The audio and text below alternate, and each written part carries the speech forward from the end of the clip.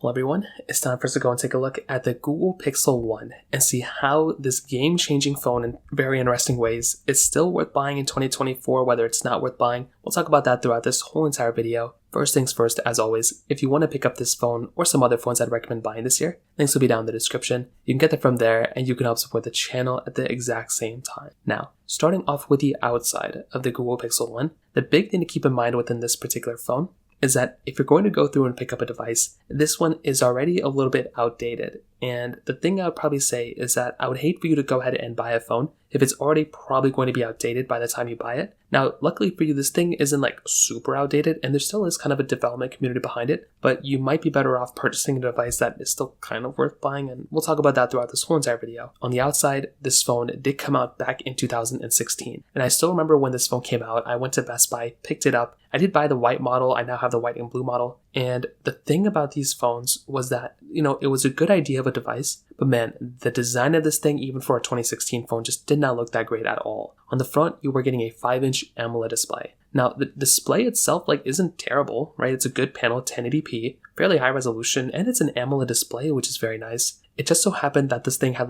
the most amount of bezel I've ever seen for a phone that just didn't need this much bezel. And I think if this phone looked a little bit better, then maybe it could have taken off a little bit better. But the panel of this thing was good, but the bezel on this thing was just terrible. It had 69% screen to body ratio, which is insane. But you can look at, design language of the current Google, generation. The current Google Pixels look great. This one, on the other hand, just did not look that great, but it was the first one, so who cares? But the other thing is, from the Nexus lineup to this one, the Nexus phones, the Nexus 6P, the Nexus 6, even the Nexus 4 and 5 looked amazing. This one looked worse than the Nexus 4. Even the Galaxy Nexus looked better than this thing, but whatever.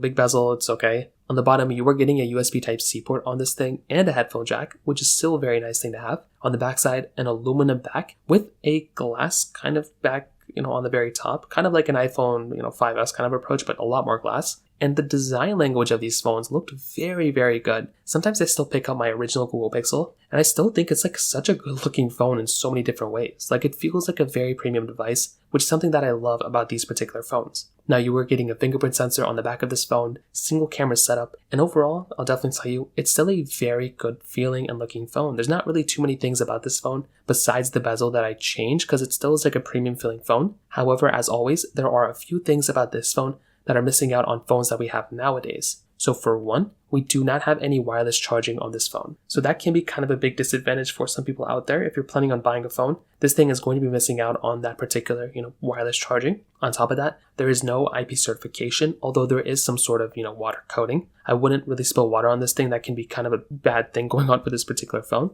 On top of that, there's no high refresh rate inside of this panel. There's no multiple camera setup, and on top of those things, it's, just not the best looking phone of all time, but it's not terrible either. But that's kind of how this phone kind of compares to the average phone nowadays. On top of that, from a price tag standpoint, this phone has gone down in value so much. These things are just fairly cheap for what you kind of, get nowadays. You can buy this phone for probably less than $100, probably even less than $50 in some places, which may not be that bad of a deal if you're in need of a basic budget phone from a couple years ago. That could be kind of an interesting thing going on here. But like I said, again, for the average person, I probably wouldn't recommend purchasing this phone from that particular side. And you're probably better off buying phones that are kind of still supported with software and that are still kind of relevant. So from that side, that kind of covers it up there. But the craziest thing was with this particular phone, for the whole entire generation of Nexus phones that Google had made, those phones were good, right? They were nice and everything, but there was always just some weirdness going on with those particular devices. The cameras just weren't that great. With this phone, that completely changed the reputation of Google. They now had a 12.3 megapixel sensor on the back and an 8 megapixel camera on the front. And even though you could only do 4K at 30 on the back, 1080p at 30 on the front, Google made this thing, and the image processing behind this phone,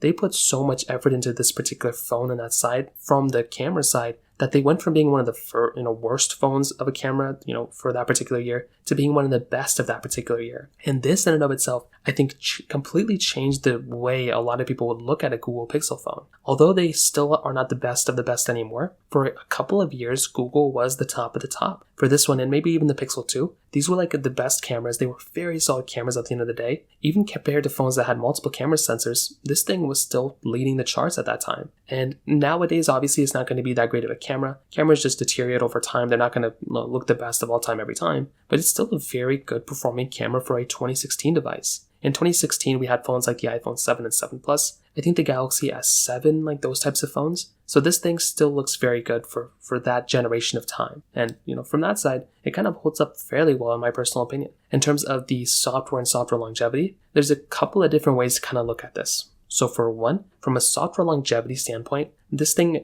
did last until Android 10. So it started with Android 7. It lasted until Android 10. As you can tell, that's a kind of like an old version of, Snapchat. That's an old version of a, phone for the most part. It didn't last that long. However, I will say, in my personal opinion, as of this point, having a device, like a Google Pixel is always really good because these things last for a very long time. And although, like I said, this thing is not supported with software anymore, there was still many, many years where this thing was supported with software. And I do think that in and of itself was a very cool thing that was going on here. However, as you may have guessed it, this thing is no longer supported with software. So where does this kind of leave us? Well, it kind of puts us in a situation where I probably wouldn't recommend this phone to the average person because it's been outdated with software for like 4 or 5 years now. So there just doesn't make a lot of sense to buy a phone like this if you're going to buy it for the usability of it every day. However, like I stated before, it could be good because you could go and buy a phone like this and have a phone that's going to last for a couple more years if you were custom ROMing it. There's still a development community behind it. You can probably find Android 13 or Android 14 ROMs all over the place. So if you're willing to go and kind of mod it, then by all means go for it. But even then at a modded phone,